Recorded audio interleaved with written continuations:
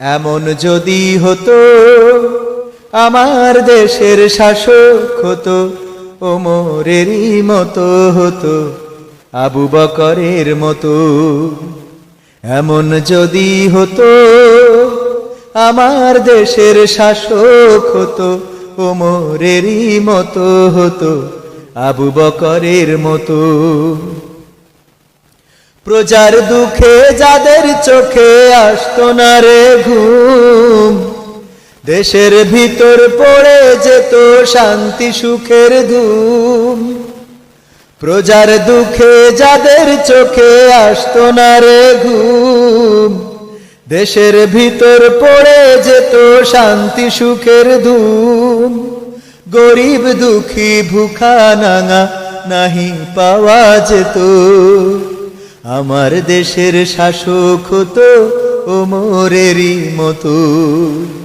এমন যদি হতো আমার দেশের শাসক হতো, ওমরেরই মতো হতো, আবু বকরের মতো।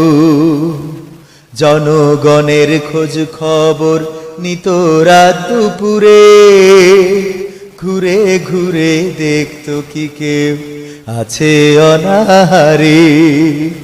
জনগণের খোঁজ খবর নিত রাত দুপুরে, ঘুরে ঘুরে দেখতো কি কেউ আছে অনাহারে।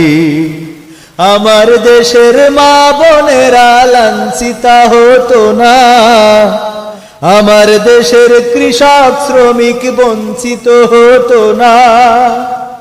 আমার দেশের মা বোনেরা লাঞ্ছিতা হতো না, আমার দেশের কৃষক শ্রমিক বঞ্চিত হতো না।